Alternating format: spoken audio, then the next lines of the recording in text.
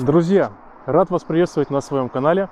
И сегодня я хочу для вас сравнить два интересных автомобиля.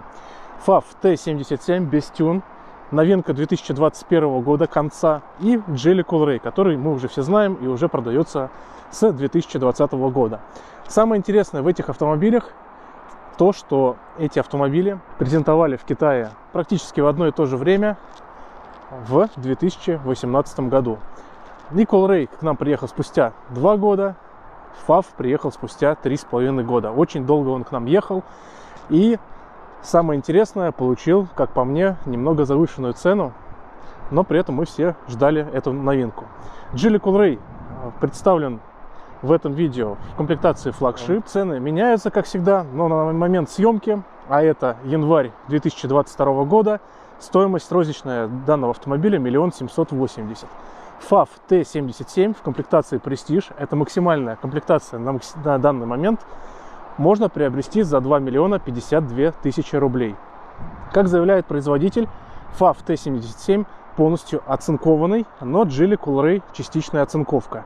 В Geely не оцинкованный капот и крыша, поэтому придется дополнительно раскошелиться и оттянуть пленкой крышу и капот, чтобы сколы, которые появятся в процессе эксплуатации, не зацвели. По лакокрашенному покрытию в среднем лакокрашенное покрытие 130 микрон у FAV T77, у Geely Coolray китайской сборки, который у меня, это 100 микрон, в новых партиях тоже около 130, и это не радует. На самом деле, давайте пробежимся по размерам данных автомобилей. FAV T77 на 200 мм длиннее, на 45 мм шире, на 6 мм выше, и колесная база всего лишь на 100 мм больше.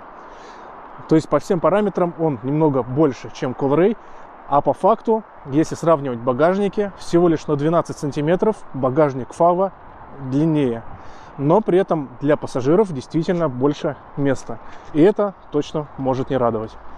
Сейчас я вам продемонстрирую задний ряд сидений у FAV T77.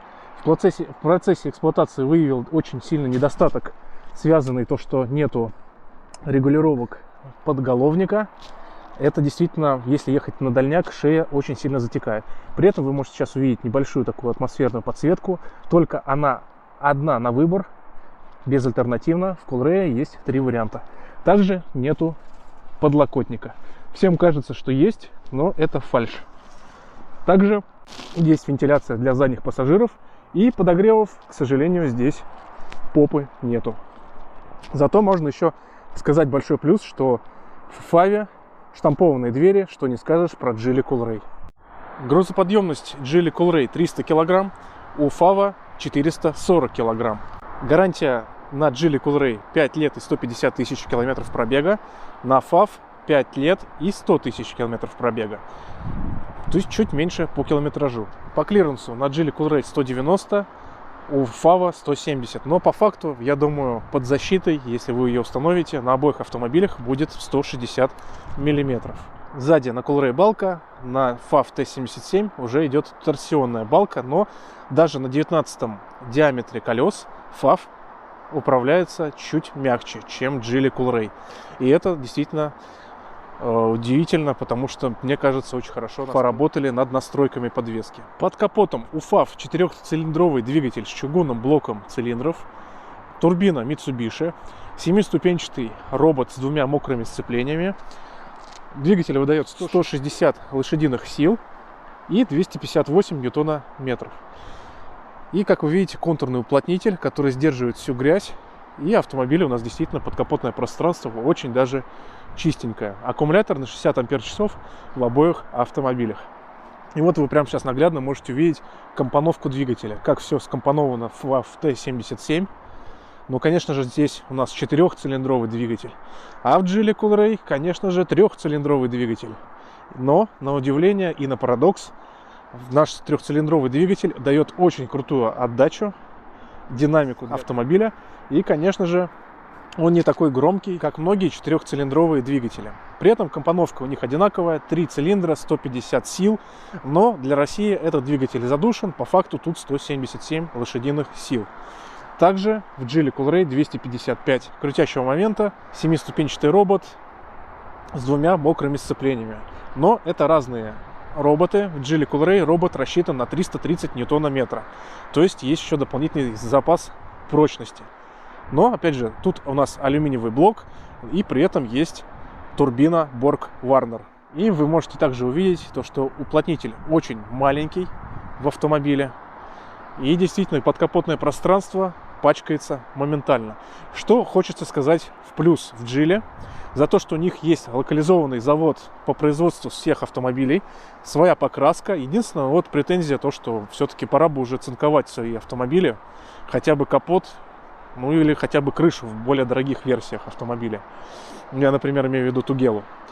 А при этом автомобиль постоянно модернизируется, уже поменяли зеркала, у меня автомобили с первой партии, и действительно мне очень сложно добиться от компании Geely, чтобы все косяки, которые были и есть в моем автомобиле, они мне устраняли бесплатно, и вообще они не хотят ничего делать. В тот же самый лимитер скорости и круиз-контроль. Они говорят, это специфика вашей машины, хотите, чтобы он работал адекватно, купите уже из новых партий. Вот такая вот политика Geely, конечно, не особо радует. Но при этом всегда есть конкуренция. И вот есть как раз FAV, про который только теперь настоящие владельцы будут дальше говорить, как этот автомобиль хорош или не хорош, какие у него плюсы и минусы, и как он на длительной дистанции показывает себя в российских условиях эксплуатации. Но при этом Geely делает успехи. И самый главный аргумент, то что они дают доступную цену даже по сравнению с FAV. Потому что этих автомобилей порядка 200 тысяч, а даже 250 разницы в цене. Хотя, как по мне, Geely Coolray выигрывает по 70% всех пунктов, которые есть в данных автомобилях. Вот так выглядит салон Geely Coolray максимальная комплектация. Кожа в FAV немного по износостойкие, как мне кажется. Тут она более мягкая, там более она толще. При этом есть подлокотник с подстаканниками, 3 подголовника с регулировками и, главное, есть регулировки по высоте. Но, конечно, в Coolray, если быть честным, тоже не хватает немного вперед-назад регулировок. И в обоих автомобилях, конечно, некуда девать ремни безопасности. Это действительно недостаток. Сварные швы на Coolray выглядят таким образом. В FAV ремешки безопасности тоже некуда девать. Не особо удобно при эксплуатации. Оба автомобиля оснащены панорамной крышей. Конечно же, остекление панорамы намного больше именно в FAV T77, но зато в Coolray используется проверенная панорама Webasto от компании Webasto. А тут, к сожалению, китайский нонейм, и ничего там у нас не написано. Более детально будет ролик на канале про сравнение качества сборки именно FAV T77. Поэтому не забудьте подписаться на канал и следить за видео. Багажник FAV T77. Как вы, кстати, можете увидеть, вот такая стилистика задней кормы автомобиля. Поворотники расположены на нижней части бампера. Есть парктроники спереди и сзади. В данном автомобиле может быть только задняя камера. Ну, пока что только такую комплектацию завозят к нам в Россию. В Coolray 364 камеры. Действительно, может автомобиль сам парковаться. И есть слепые зоны, чего не хватает в FAV T77. Но в FAV есть такой полуадаптивный круиз-контроль. И я бы сказал, что он есть, но он условно. Есть также функция контроля полосы, но она работает через раз. В Coolray обычный круиз-контроль и лимитер, который ошибается. Но в новых партиях, говорят, эту проблему исправили. Автомобиль сам тормозит. И таких скачков в 20 километров, разница 20 километров удержания в скорости сейчас вроде как говорят нет. Но пока лично сам я этого не тестировал. У меня для круиз-контроль может ошибаться до 20 километров в час в моем автомобиле. Так, по багажнику. FAV T77. Сейчас у нас небольшой минус. Упоры работают нехотя. И действительно, когда был сильный мороз, они у меня немножко вот подзамерзали. И, кстати, да, вот так даже сделали они кронштейн упоров. Интересно. Можно было сделать немного по-другому. Ну да ладно. Зато здесь есть отличная удобная ручка. Всем будет удобно закрывать данный багажник. Багажник не тяжелый, легкий. И вот так вот он выглядит. Снизу у нас докатка, линк-лонг китайский. Если когда вы будете Когда вы будете покупать данный автомобиль, знайте, с ним идет штатная резина Lincoln Green Max 4х4 HP. И на Geely Coolray тоже идет такая же резина. И 50 на 50, кому-то она нравится, кому-то она нет. Но об этом в другом видео. И Geely Coolray, багажник.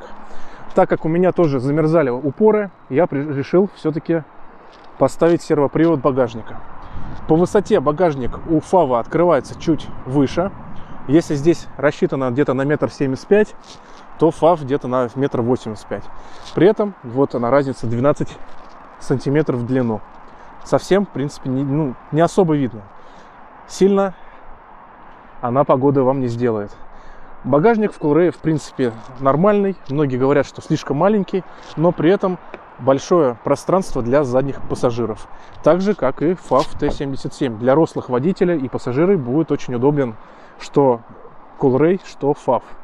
Действительно, даже учитывая, что есть панорама, вам будет сидеть комфортно, и вы даже с ростом 2 метра не будете ощущать себя ущербными. Следующее, что мы встречаем в FAV T77, это бесключевой доступ первого поколения, то есть кнопка. И она есть только на водительской двери. У Geely Coolray есть бесключевой доступ второго поколения с помощью прикосновения сенсором. Вы прикоснулись, двери закрылись, так сделали, открылась машина. Очень удобно и хорошо. Но здесь она работает на двух дверях, водительская и пассажирская. В FAV T77 тут сэкономили. Салон FAV T77 спереди. Классный подлокотник, двухсекционный. Подстаканники для двух напитков. Бардачок без подсветки, но с микролифтом. И, конечно же, большая-большая панорама и очень хороший свет, бортовой свет. Но то, что не понравилось в FAV T77, это обычная мультимедиа. Тут реально не хватает каких-то дополнительных убранства. Здесь есть, в принципе, только радио, музыка, которую вы можете слушать с флешки, подключив, либо через Bluetooth своего смартфона, и Easy Connection — это дублирование вашего экрана. Приборная панель очень тоже большая. Экран 12,8 дюймов, но он бестолковый. Так как он только на английском языке, сторонние программы вы сюда не поставите. И это немного расстраивает. Салон в Geely Coolray. Есть возможность дополнительный органайзер поставить сюда. Дополнительный аксессуар. Вставки под алюминий. Вот эта часть у нас алюминиевая, все остальное пластик под металл. Выглядит тоже очень все здорово. Дефлекторы как будто турбины самолета. В FAV, конечно же, это так не сравнится. И очень крутой стилистический руль, покатый, в принципе, как и FAV. Ну и, конечно же, черный салон, черная крыша. И небольшая панорама, если, конечно же, сравнивать с FAV. Все на руле у нас есть, все интуитивно понятно, но здесь же опять нас встречает автопарковщик, камеры 360. И, в принципе, сейчас они у нас не пачкаются, но качество камер очень хорошее. Сейчас просто я ехал после трассы, и машина испачкалась, хотя я ее помыл. И здесь вы уже видите, вот Яндекс.Навигатор можно поставить, Яндекс.Карты, Spotify, дополнительный эквалайзер. По звуку, звук, в принципе, на 3,5-4 балла из 5. Но в Coolray его можно сделать дополнительно, прошумоизолировав боковые двери и, конечно же, поставив дополнительную кастомную прошивку и поставить Viper FX и сделать настройки. Звук будет просто обалденный. Здесь у нас есть Wi-Fi и Bluetooth. И, конечно же, можно поставить дополнительно стрелку, Яндекс.Навигатор, YouTube, все, что вы хотите. Но это можно. В FAV, к сожалению, такого сделать нельзя.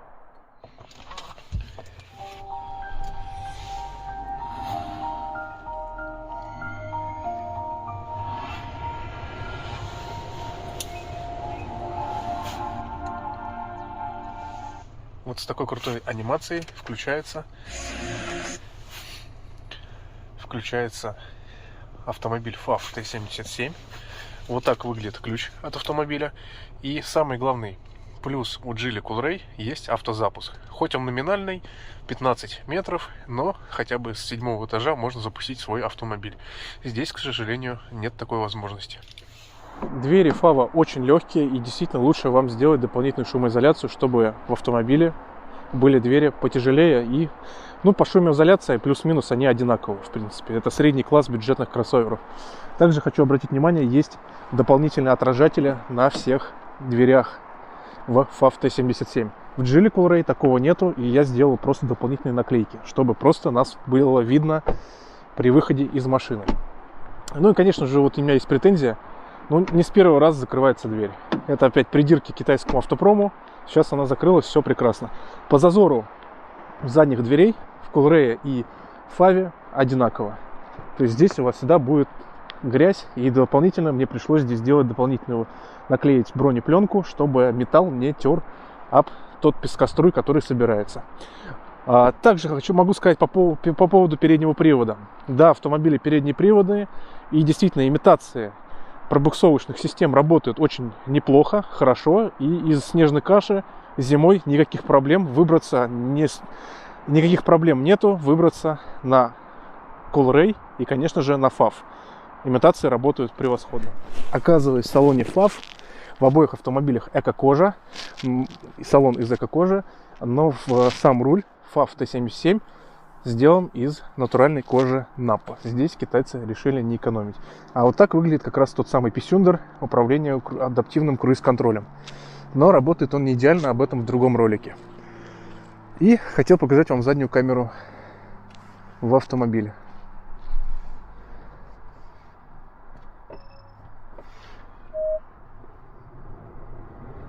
Задняя камера, конечно, фигня. Выхлоп у FAV T77 скрытый. Находится с двух сторон. У Geely Coolray настоящие 4 трубы, которые действительно дают очень крутой стиль данному автомобилю. Ну и так, друзья, что я могу сказать в итоге, резюмируя два этих автомобиля. FAV T77 мне понравился адекватный климат-контроль. В обоих автомобилях он стоит однозонный, но у нас здесь нету никаких запотеваний и каких-то проблем с жаром печки. С Geely Coolray в максимальных комплектациях была такая проблема, и до сих пор она остается актуальной. Завод пытался делать прошивку, прошивка особо не помогла. В итоге как-то так ездим, и зимой владельцы Geely все-таки приходится, а именно модели Coolray, мучиться в зимнее время эксплуатации. Возможно, я не прав, возможно, вы напишите свой комментарий, когда вы являетесь владельцем Geely Coolray, но я могу сказать так, проблема есть, особенно на комплектациях с климат-контролем. У кого обычный ручной режим, никаких проблем нету, и я думаю, возможно, зависит как-то от фильтра. Конечно же, зависит от того, как инженеры спроектировали обдув лобового стекла. FAV T77 все хорошо, прекрасно. В Coolray, к сожалению, есть проблемы с запотеванием. По динамике Coolray и FAV очень динамичные автомобили. В FAV есть только два режима: спорт и обычный. У Geely Coolray есть три режима: эко, нормал и спорт. И действительно машина управляется очень по-разному. Бак топливный в обоих автомобилях 45 литров, поэтому запас хода в среднем у них 500 километров, 550. Это если, конечно же, экономить. Оба автомобиля очень быстрые, динамичные, и я думаю, те, кто любит погонять, очень будут рады. В Coolray еще остались противотуманные фары, в FAV же их нету. Но в обоих автомобилях очень хорошая оптика. В Geely Coolray лучший свет среди бюджетных кроссоверов.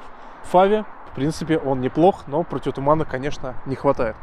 Друзья, спасибо вам большое за просмотр. Напишите свой комментарий, какому автомобилю вы хотите отдать свой голос. И не забудьте подписаться на канал, ставьте лайки. И до скорых встреч, друзья. Пока-пока. И вот мы едем после детального сравнения FAV T77. Едем по плохой дороге. Ну, конечно, опять у нас левый амортизатор решил погреметь. Ну, как обычно. Geely говорят, это все нормально. Как говорит Geely, это нормально, и так должно все работать, чтобы ваш левый амортизатор гремел.